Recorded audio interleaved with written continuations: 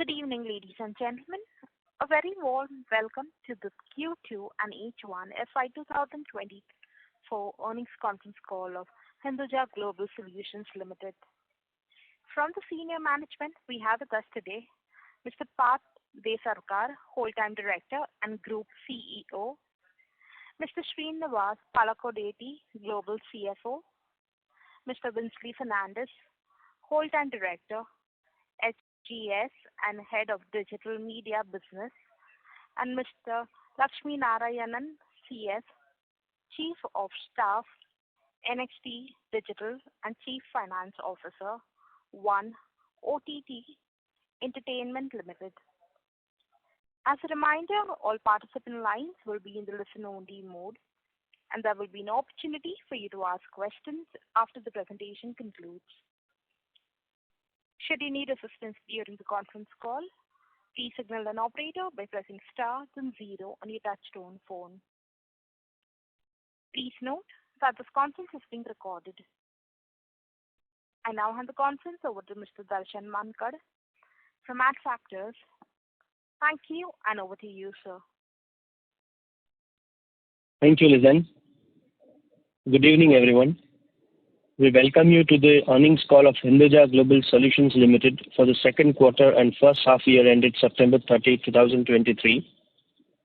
Before we begin the earnings call, I would like to mention that some of the statements made during today's call might be forward-looking in nature, and hence it may involve risk and uncertainties, including those related to the future financial and operating performance. Please bear with us if there is a call drop during the course of the conference call.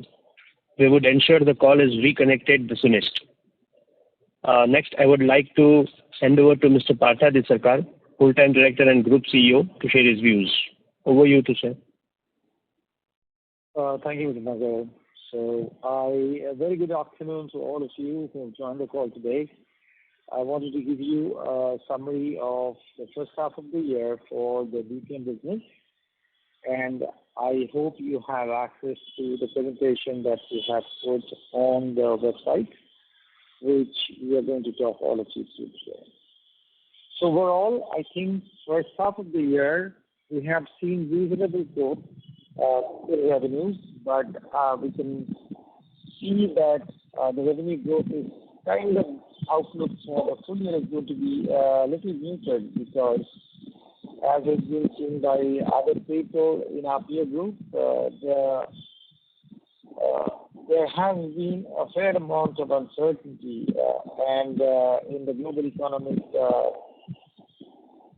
outlook, and that's where clients have actually cut spending and they have delayed decision making, as a result of which we do see that it's slowly catching up with us. It wasn't really that visible in the first quarter, but in the second quarter, it seems to have caught up with us as well. And like our other peers, we seem to be facing some revenue headwinds.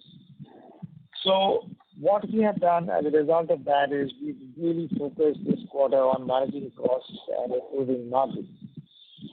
But we haven't really given up on investing on growth, so we have gone ahead and hired two heads of business development in both US and UK, very senior professionals who we expect will add a lot of value in business development function for our operations in these two geographies. We have also, as a part of cost rationalization exercise, continued to cut down on our real estate onshore.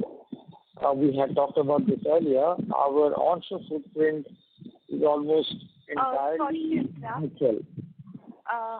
Sorry to interrupt, sir. So there's a lot of disturbance from your line.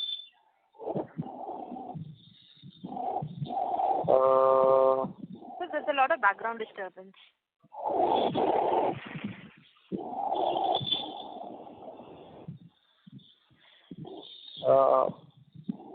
Then I guess you have to correct me back again, because I wouldn't know why this is happening.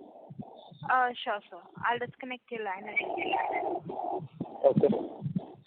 Ladies and gentlemen, we'll be reconnecting the speaker. We request you to stay connected. Thank you.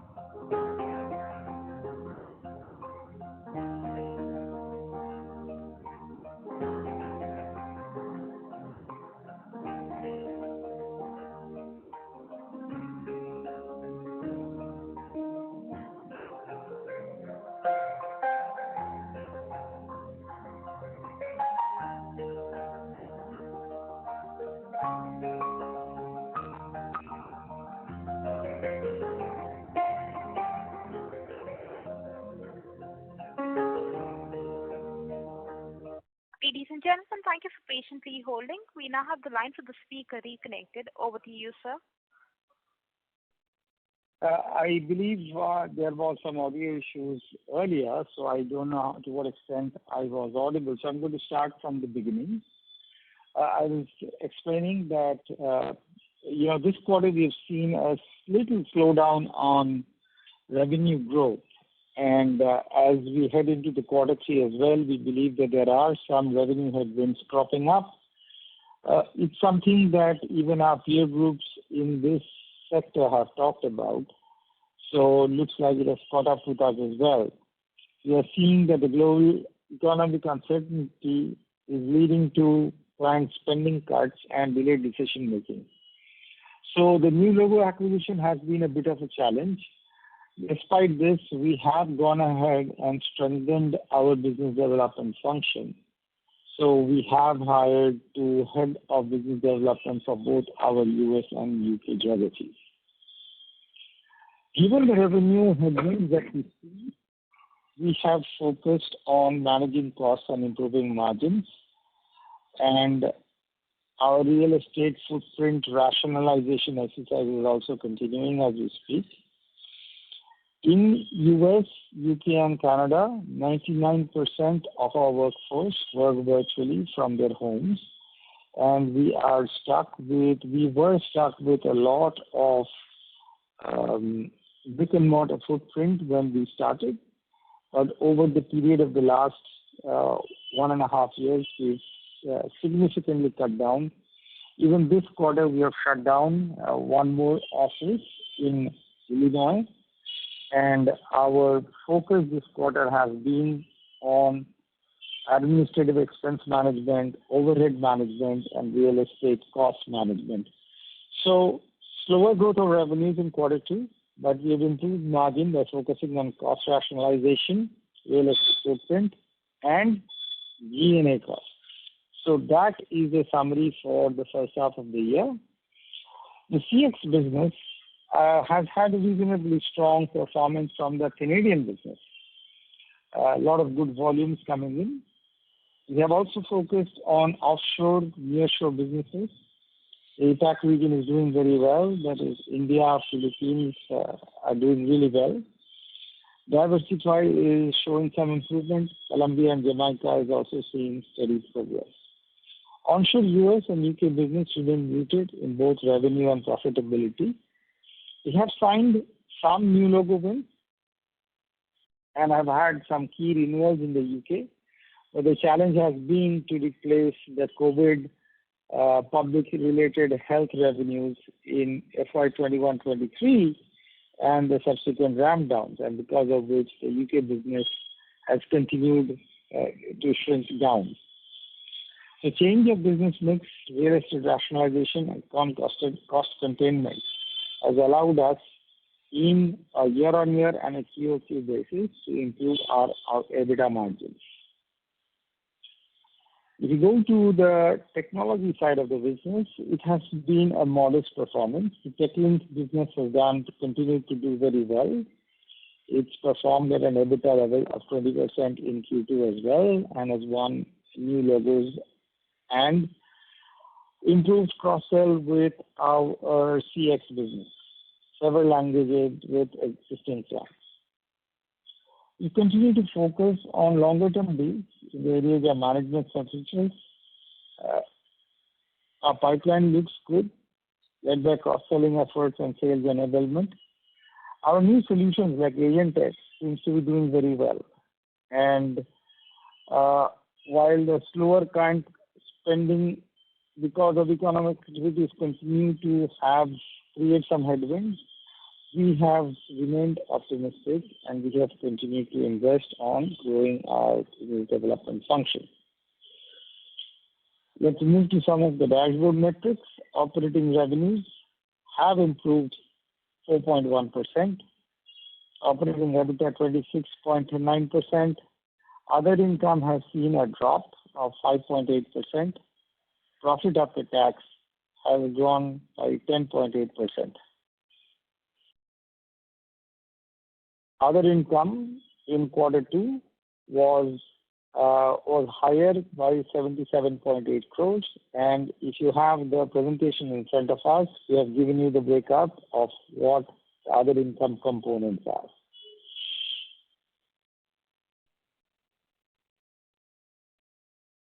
We'll move to the next slide. Operating revenue, in this particular case, we are showing you the numbers for the first half of the year, up by 5.7%. That is what I meant by a slightly muted growth. But operating EBITDA, the thing that I've been harping on, we have focused on cost containment measure, overhead management, etc., because of which our operating EBITDA has grown significantly. Other income 54.4%, and we have had a slight decline in our profit after tax to the extent of 54.6%. The other income in the last year was higher by 136.2%. Because of this other income fall, we are having the issue with the lower profitability. As you know, historically, I'm going to the next slide now. The current state is that we have our traditional CX business, which is primarily contact center, and we have the digital business. The contact center has been traditionally very labor heavy. Back office processes and the technology is seen as a job tool. Whereas the traditional application development, cloud deployment and migration has been the cornerstone of our digital story. What we are trying to do is to bring these two together.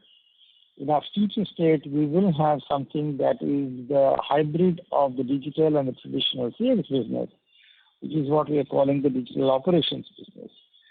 Significant part of that will be driven on the levers of artificial intelligence, automation and analytics, as well as cloud. So we'll have AI-driven process management, AI-supported unattended customer service, which is going to be generative AI-driven chatbots and interactive voice response units, AI-supported attended customer service as well, and AI ops, which is essentially data tagging and labeling. Generative AI, the most exciting development since November 2022. It will continue to dominate CX strategy going forward. We are deploying AI for monitoring, reporting, and improving CX across the front office and the back office processes, while we are driving the transformation for customer journeys. This is giving us faster handle times, better and smarter responses, training for success. When new people join, generative AI gives them the access to very relevant articles on the knowledge base, because of which it's possible for them to come up to speed quickly. And enhanced self-service, because apart from being very many-driven bots that we have seen in the past, the bots can be now made really intelligent because they are using generative AI to back them up. We have used generative AI to embed in our internal applications as well, including our data analytics platform, HR apps, training portals, open source AI on a subscription basis, and internal AI development. So we have our own AI lab that we have invested in. We have opened up an AI lab in New York as well. We are working with natural language processing and machine language to improve our client databases. We are using Fit Index and early warning system to predict attrition possibilities, focus on predictive and cognitive analytics, cloud migration, social contact center telephony, etc. These are the part of our new offerings on the technology space. So this is what we're going to do with generative AI. We are very well positioned to harness the potential of this new technology to take our CX operation to a completely new space, which is what we are calling the digital operations.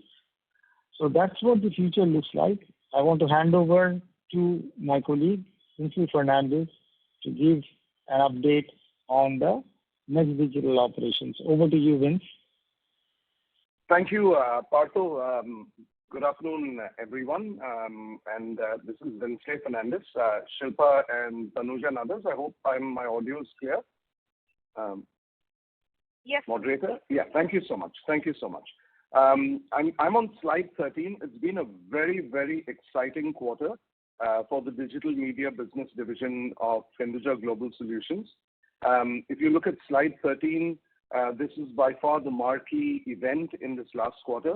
We launched our enterprise business unit called Celerityx, which is effectively a strong competitor in the fastest growing segment globally, which is enterprise business or enterprise connectivity solutions. This service was launched in September.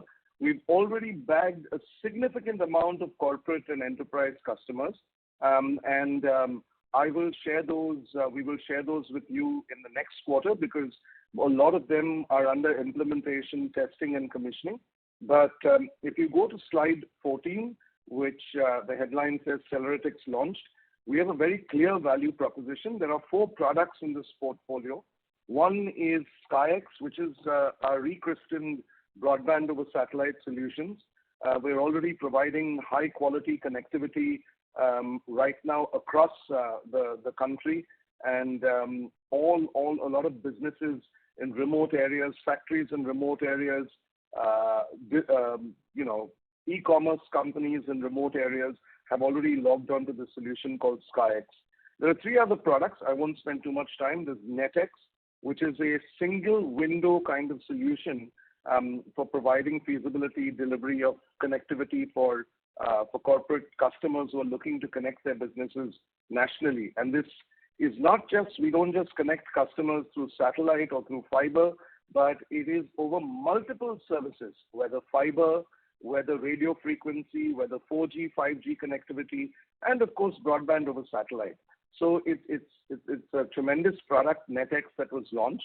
1X is also a strong product which has seen by far the greatest traction, where companies with multiple thousands of retail outlets have been able to connect seamlessly without compromising their security. And this is a very important thing. We all know the importance of the fact that there are no geographies today, and companies are pretty much pan-India or global. And this solution has worked beautifully for them. HomeX is a solution as more and more people move. Even my colleague Partho was explaining there's a lot of hybrid workplace models that are there. And it's not just providing them a broadband connection at home, but it's important to provide security, to provide access to core applications, data integrity, and this solution, HomeX, works beautifully for them. So this value proposition of Celerityx was launched in September, and we've already seen great traction. If you see slide 15, you will get a sense of the incredible coverage that the media has attributed to this product, to the solution. This is just some of the clippings of the press coverage of the online coverage that we have secured for launching Celerityx, and we hope to in the next quarter to make some even more exciting announcements around Celerityx. Going on to point number 16, and here again a great this is for the broadband business. We promised you that we will look to how do we expand our footprint across India, and we launched our project called our project NLD, our National Long Distance Backbone for broadband across the country. Our target was 8,000 kilometers, and we had set a kind of deadline of 31st October, and then of course the remaining spurs connectivity by middle of November, etc. I'm really delighted to tell you that as of date, we've commissioned over 6,000 kilometers of these NLD networks have been operationalized, as against 351 cities which we already connect. We've added another 125 cities and multiple towns and villages en route. Not just that, the kind of capacity that we've created is over 800 gigs of capacity for our existing and new customers. And we've connected key routes like Mumbai, Nagpur, Delhi, Patna, Delhi, Dehradun, Mumbai, Delhi, and Mumbai, Goa.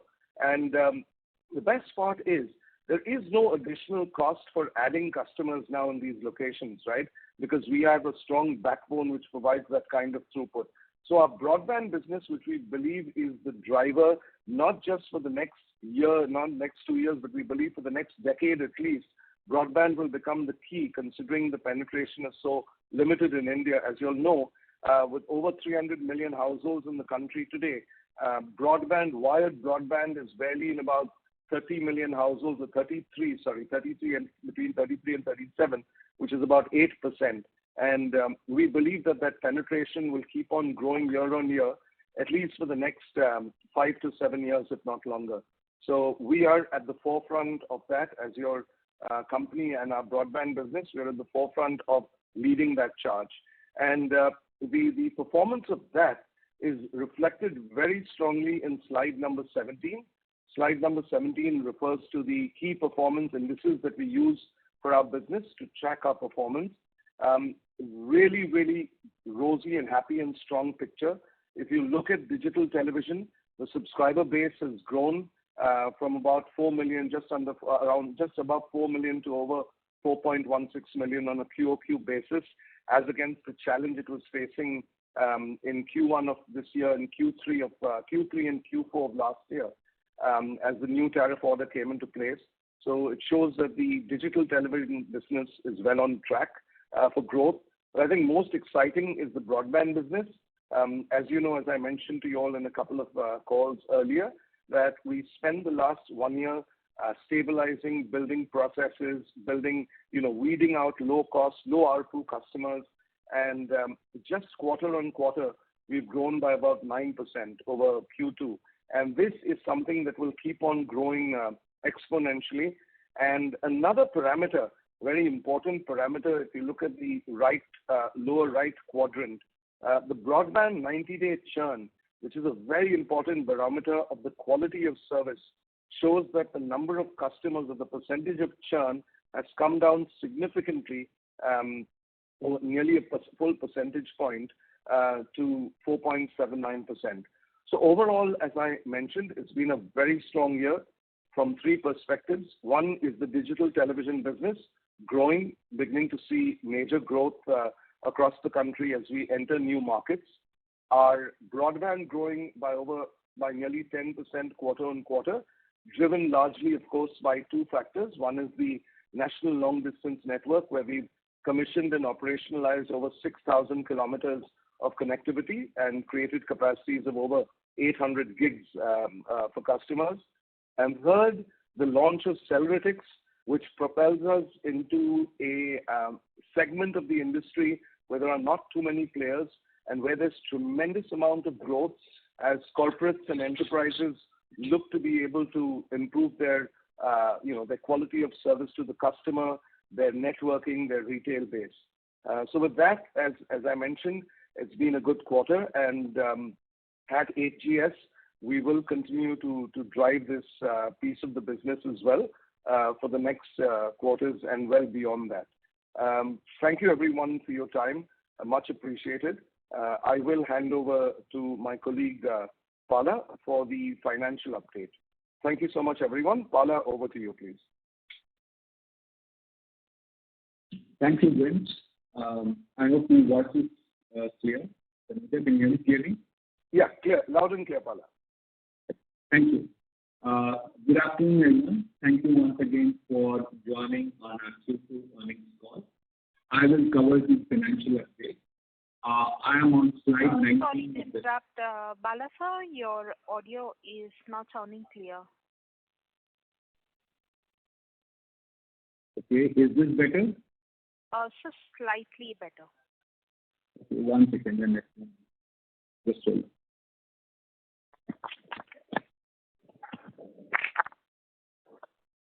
Okay, is this better? So much better. Thank you. Okay, you're welcome. Thank you. So I'm on slide 19 of the deck. We thought we'll start off by giving a quick overview of what has happened at HGS since the sale of the healthcare business way back in January 22. So the transaction got concluded in January, and since then we have made 3 acquisitions. First one was Diversify in March of 22. and that acquisition was about 28 million of consideration paid. After that, in February of this year, we completed TechLink acquisition. That added another 57 million outgo but as Partha mentioned, it's a business which is doing well and delivering EBITDA margins of about 20%. And we also acquired the digital media business in effective 1st of April last year. And that was a non-cash transaction.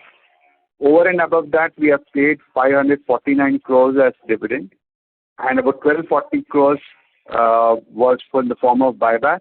1,020 crores was returned to the shareholders, and about the balance 230 odd crores was used for the buyback for the taxes relating to the buyback borne by the company. So 1,020 crores went back to the shareholders without any tax to the shareholder.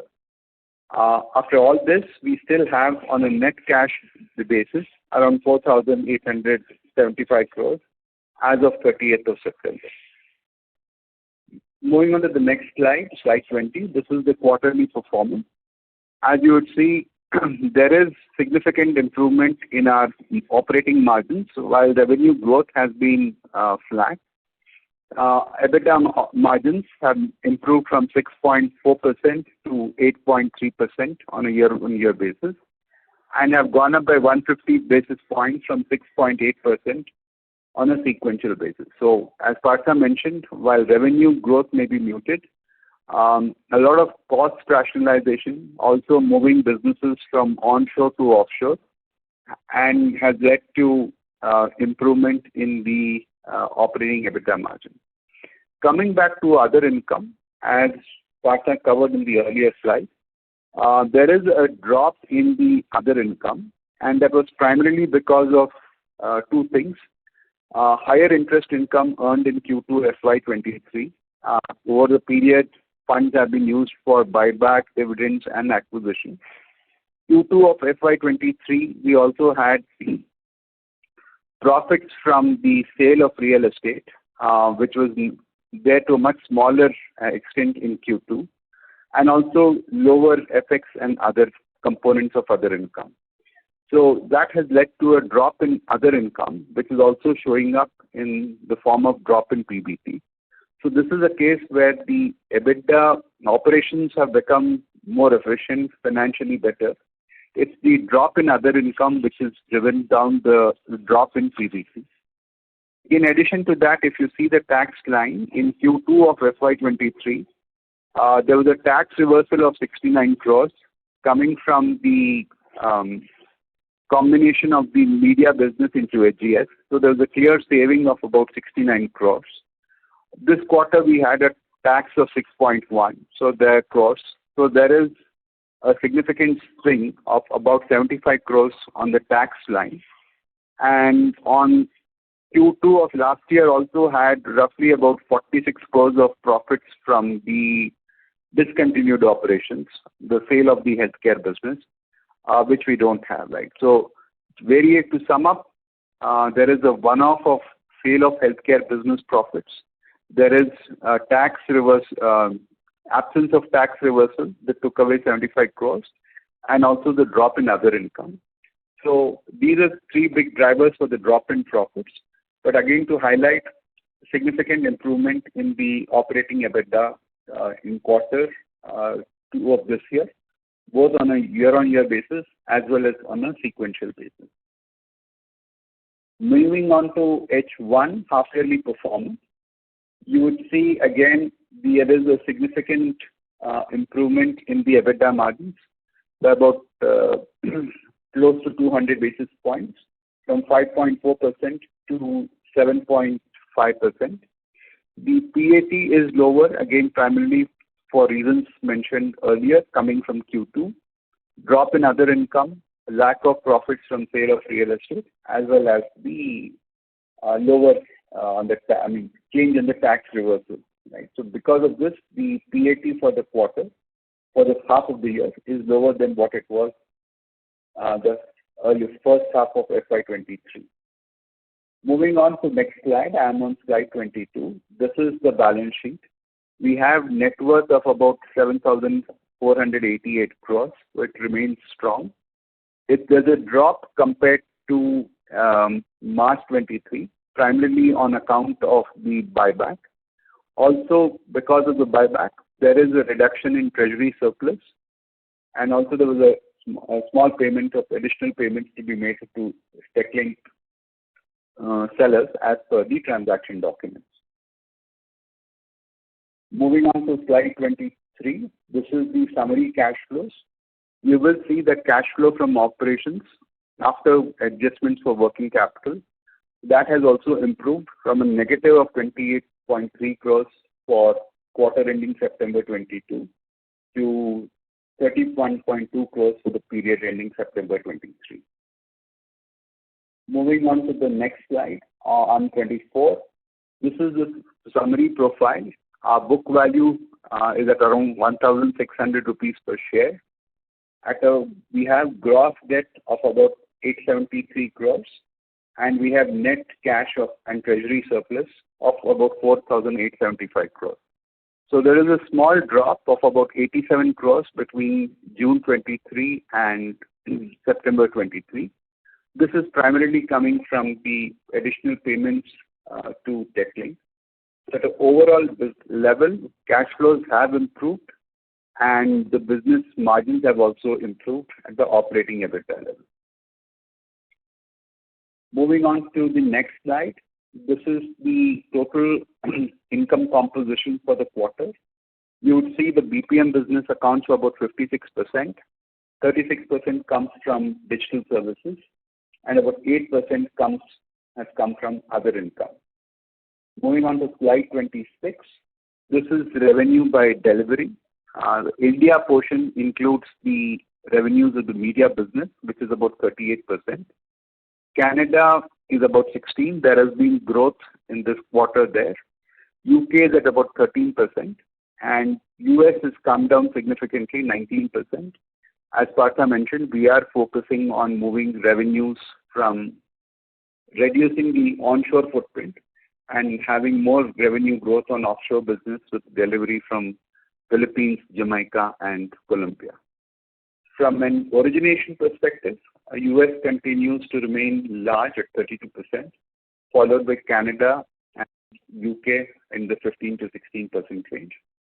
The India portion consists of the HRO business as well as the digital media business, which account for about 31% of the total revenues by origination. From moving on to next slide, slide 27, this is revenue split by vertical. Media accounts for is the largest one at about 32%, followed by telecom and technology at 14%, and consumer and retail at 21%.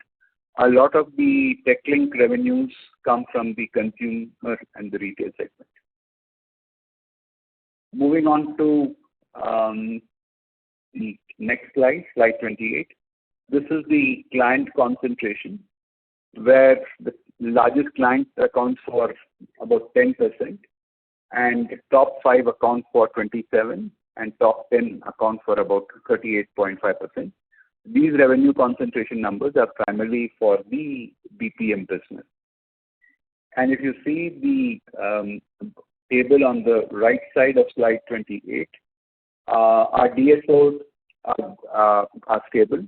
There's actually been an improvement down from 68 days as of June to 67 days.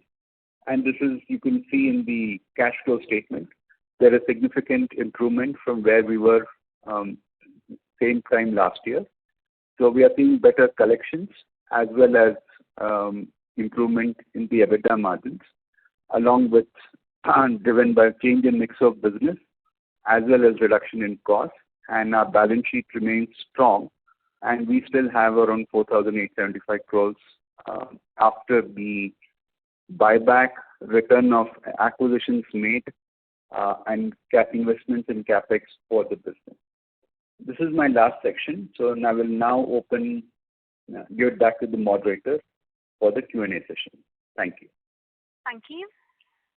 Ladies and gentlemen, we will now begin with the question and answer session. Anyone wishing to ask a question may please press star and one on your touchtone telephone. If you wish to remove yourself from the question queue, you may press star and two. Participants are requested to use handsets while asking a question. Ladies and gentlemen, we will wait for a moment while the question queue assembles.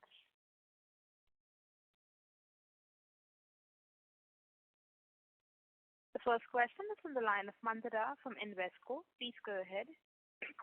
So my question to you is, do you think the decline in PAT is likely to continue for the next few quarters following the lower source of other income? And if other income is lower, what would be your strategy in place to improve your overall PAT margin? Okay. So thank you for the question. It's a good one. As you said, the drop in other income is primarily because of drop in interest as well as the profit on the sale of assets. So that was clearly a one-time item. And so we do not expect any significant changes on that line on profit on sale of assets. The other side is on the interest income, which obviously may come down because funds being deployed for the business. At the same time, there are opportunities, as you know, interest rates have been on the rise, so they may be stable. So some of the older investments made, when I say investments, funds deployed at lower rates, as they come up for renewal, there is an upside with the increase in the interest rates. So we have to see. And the third component is the FX variation.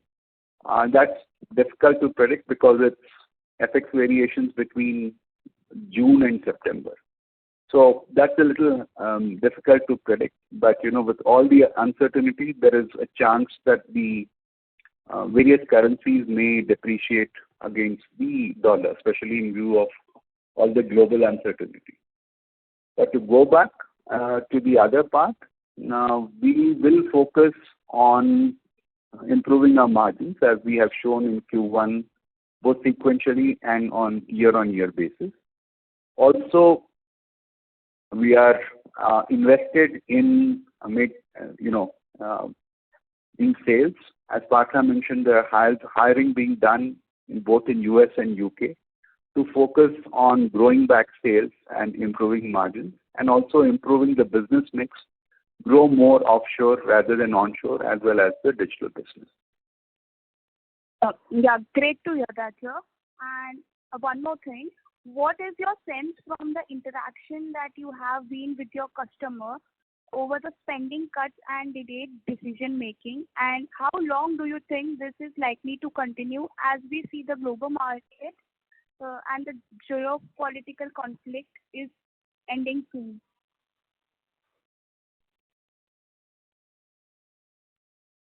Partha, would you like to take that? That's also a great question. So this is a little unpredictable now. Okay, I think it's going to continue for this year.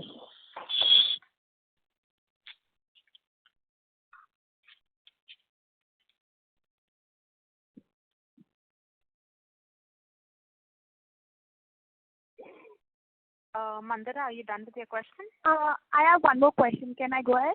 Yeah, please proceed. Yeah. Generative AI business in today's world, what is the contribution do you expect from this segment of your CX business, and what kind of further disruption can be expected, and can this be alter your market share?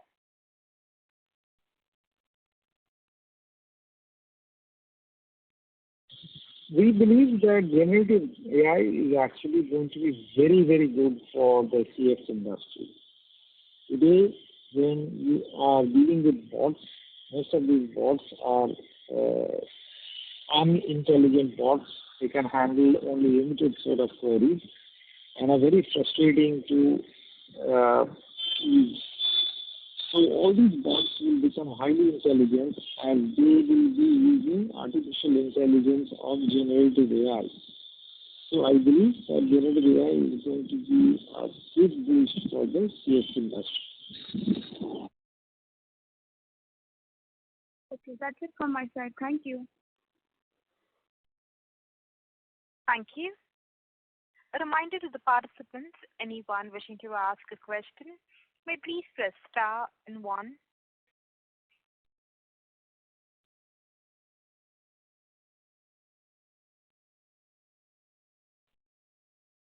The next question is on the line of Kevan Gandhi from CapGrow Capital. Please go ahead. Hello, I hope my voice is audible. Yes, sir. Please proceed. Sir, just wanted to understand about the future trajectory of the cash utilization, approximately 4,800 crores. That's a huge lot. How do we wish to use that cash? Have we seen any possible tech acquisitions on the cards? So any sort of guidance would help. And that's the first part of my question. Second part, how do we see the tech is to CX ratio building over 2 years, over 3 years? So, because as you have, hello? Yeah, we can hear you. Go ahead. Please complete it. Yeah, so that's the first part of my question, like the two which I've stated. The second question is on the TechLink and the NXT. So how much is the sales of the TechLink and the NXT business in this quarter out of the 1179 crores of the sales which I've done in this quarter? So yeah, that's the two questions. I have more, and if I want, I'll join back in the queue. Thank you. So look, most of the funds that we have on our balance sheet are meant to fund our organic or inorganic growth. So organic growth will be CapEx, opening new centers in new countries and all of that. And the inorganic part will be growing through technical or digital M&As. So that's what the cash is going to be used for. Okay. And sir, how do you see the ratio of the tech is to CX business building after 2 years, 3 years? How much ratio do you anticipate? Because as we know, you just mentioned about TechLink being a very, very high margin accretive business, whereas the CX business is not performing that great. So as an investor, I would want that the digital business builds well, right? How do you plan the same, sir? So we expect the technology business to be at least 50%, if not more, in 2 to 3 years. Okay. Okay, sir. And the last, the second question was on the sales proportion of the TechLink and the NXT business. How much has been the contribution in the 1179 crores approximately this quarter? So TechLink business for this quarter was about 67 crores. That's the revenue for the TechLink business. And okay. So, and if you, sorry, what was the other question? Sir, my other part was the sales of TechLink. How much sales has been contributed by TechLink to this quarter? So TechLink gave 67 crores of revenue, and Next Digital, the media business, gave 273 crores in the quarter. 273 crores. Okay, sir, the last question is, if I could possibly squeeze in, the LLD backbone which sir mentioned, like 6,000 kilometers of LLD network, so that looks very promising. As we see the matrix of NXT business, that hasn't done quite well since many quarters, since we have acquired the NXT business. How this LLD backbone or the broadband business would shape up for Hinduja Global, and how much growth do we expect in the broadband business is what I want to know, sir. If you can please highlight certain points. Sure. So, Palak, shall I take that? Yeah, please. Yeah. So, Kaivan Vinslayer, thank you for your question. Yes. I think the one critical thing that growth is driven by the fact that I mentioned to you that there's barely about 8% of penetration in the country today in terms of wired broadband. So that is the kind of opportunity that is there across the country, because we're talking about 300 million homes and barely 33 million homes, 37 million homes wired broadband. Even if you discount the number of homes and say, okay, listen, 50% only are going to get wired broadband, you're still at about 150 million wired homes. Considering television today, penetration is close to about 200 million. So one would expect a minimum of 200 million homes to have wired broadband going forward. So that is obviously the kind of potential that we're looking at. Now, the critical thing is, where is the growth happening? If you look at reports of the past couple of quarters, and I'm not talking about our reports, I'm talking about general reports, rural connectivity is growing faster than urban connectivity. Why? Because obviously people have aspirations there. They want to be able to have a reliable, kind of connectivity available to them, and they want to be able to use broadband for not just not just day-to-day usage, but also content, and other aspects of governance, etc. that is there. So the entire NLD rollout that we did of 8,000 kilometers is based on the markets that are actually en route.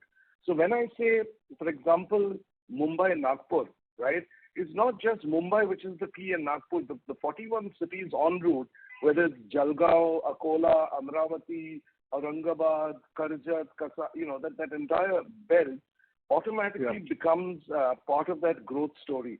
So, Kaivan, when you look at it, the moment you have your own backbone, two important things happen. Number one is you can acquire customers with a higher quality of service. Number two, more importantly, the cost of acquisition of a customer comes down significantly because you're using your own operationalized backbone. Yes, you're riding on someone else's connectivity, whether it is overhead connectivity, say Mumbai transmission, power transmission, or Odisha power transmission, or whatever. But the fact is, you're riding on your own connectivity. So your cost per subscriber, your cost per connectivity, as we term it, right, CPC, comes down radically. So for us, we believe that is the symbolism, or that is the kind of ethos in terms of taking this business significantly higher. The entire organization of HGS is strongly behind this, and I think the next quarter you'll probably get a better sense of how we are trending, considering that just Q2 over Q1, we've already grown at about 9% of the customer base. Okay. Sir, how much touch points do we cover now versus how much touch points would we cover once this NLD thing operationalizes?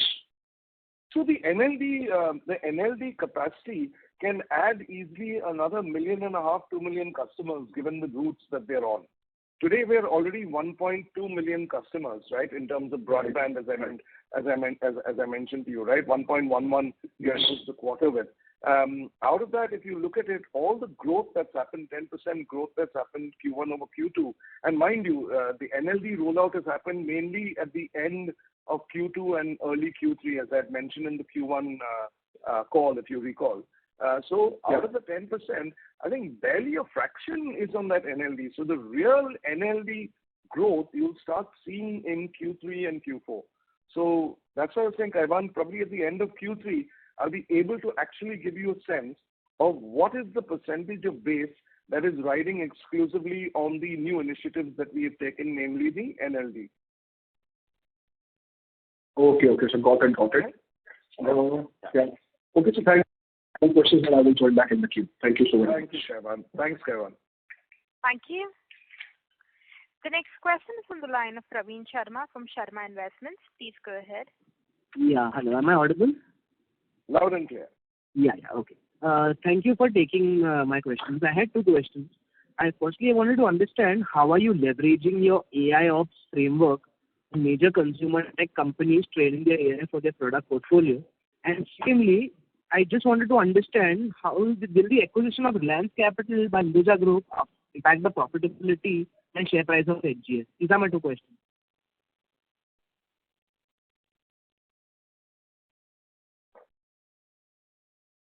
Hello.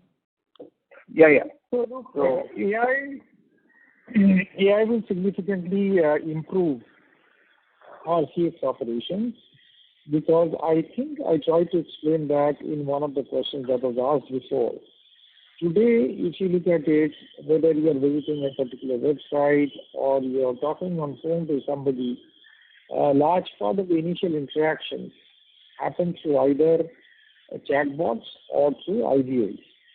These chatbots or IVAs in the older design were all very menu-driven. They had very limited functionality, and they could only do a limited set of interactions. And most of the time, They were not able to properly understand you or answer your question. Now with generative AI, the AI tool itself can make these self-service options, whether it's chatbots or whether it is IVAs, very, very powerful, because they will be able to use the tools and techniques that generative AI has to properly understand, firstly understand what you are saying, what are you asking. And then based on the question, if you have used ChatGPT or Bard or anything, you can ask any free-form question. It will search the database and give you the correct answer. So in that scene, when you look at our customer knowledge base, when you ask a free format question, the chatbot or the voice bot will be able to accurately search through the customer's database, the customer's proprietary database, and give you an answer which is curated from the database, and will be a lot more useful than the bot capabilities that you have today. So that's how it's going to fundamentally change the CX front office operation. AI is also going to use automation. Intelligent automation can do a lot in terms of streamlining back-end process flows. So that is also something that we are working on. So fundamentally, as I said earlier, AI is going to completely transform the way businesses perform front office, middle office, and back office functions. There's going to be a lot of technology. The fact that we have acquired technology capabilities from our acquisition of Elements in 2018 to TechLink now, it gives us an opportunity to play in that field. So that is answer to question number one. Question number two, the Reliance Capital transaction is a separate transaction. It doesn't have anything to do with LGS. Okay. Thank you. That answers my question. Thank you so much for taking my question. Thank you. A reminder to the participants, anyone wishing to ask a question may please press star and one. We'll move on to the next question. That is from the line of Ranga Prasad, an individual investor. Please go ahead. Good evening, everyone. My question relates to the performance of the media division. Earlier, Mr. Winsley had presented a glowing report of the future growth of the media division. However, my concern is with the sharp losses that were incurred by this division in the last quarter. The losses seem to have increased from 15 crores to 30 crores in spite of the growing business. So I'd like to get a sense of by when can we expect to see break-even levels in this division? Can you please throw some light on that? Sure, Mr. Prasad. Good evening, Sir Winsley. Good evening. Yeah. Pala, you want to first talk about the numbers from a perspective of the numbers itself? I want to talk from the bottom line perspective. See, I'm a little concerned that the losses are continuing to mount. That is that is my main concern. Right. So I'll just put it to you slightly differently. I think this business, any growth in the customers results in two aspects, sir.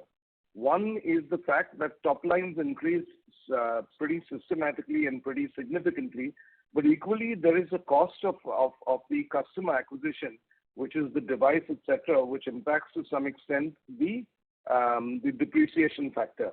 Having said that, I think if you look at it from a perspective of trending, the top line trending, we believe that we are seeing already a lot of benefits happening. Like, for example, the NLD. Once the NLD backbone, which obviously is a capital expenditure investment as well, once the NLD backbone is built, all the customer acquisition, Mr. Prasad, on top of that is actually revenue straight to the bottom line. Because there is no additional capital expenditure that we will incur per customer. So as I was explaining also to Mr. I think Kaivan earlier, is that the entire NLD rollout, the NLD is not just for broadband, it is also equally for digital television that rides on this capital intensive business, where now that the investments have been made to be able to connect all these networks, you will see a significant amount of improvement of top line already. As Pala pointed out, there's already the top line has been significantly enhanced by the media business in this quarter. we'll see that, sir. So from a perspective of how many quarters it will take, I think the next quarter, Q3 and next two quarters actually, Q3 and Q4, will give us a very, very good sense of how the NLD is benefiting the bottom line, and therefore not just the EBITDA levels, but also benefiting the PBT levels and PAT levels. So I think, sir, if you allow me, we'll see a much better trend over the next two quarters, sir, to be able to answer your question specifically.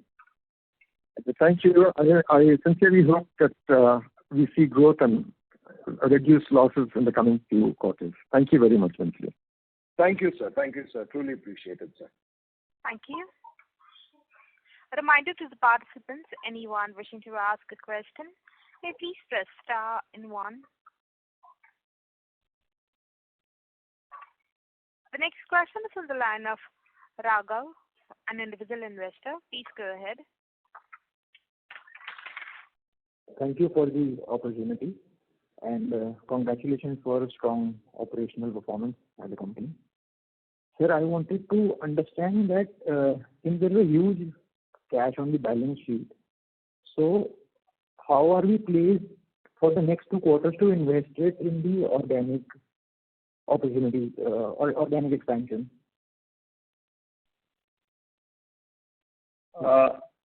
I'm not sure I understood your question. So we do have cash, and that, so if you see the cash flow statement, the amount which has been used for capex is not very large. Like it's relatively not a huge amount has gone for from a capex perspective.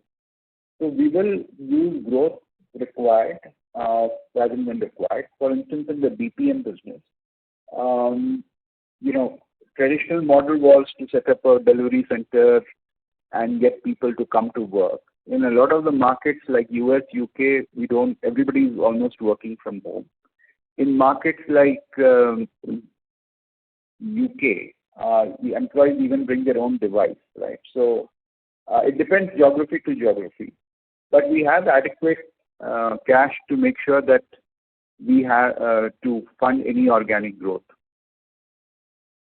Right. So very clear. So the organic growth does not require a lot of cash, right? So the deployment could be towards inorganic opportunities only. Is that understanding correct? Yeah. So are we looking at any sizable deals at the moment, or we'll just take it as it comes? So we are in the process of evaluation, but beyond that I can't say more till something conclusive happens. But we are looking at acquiring new capabilities more on the digital side. That's all we can say right now. Understood. Thank you. It's all at evaluation stage. Got it. Thank you, and happy Diwali to you. Thank you so much, and wish you a very happy Diwali. Thank you. Ladies and gentlemen, that is the last question. I now hand the conference over to management for the closing comments.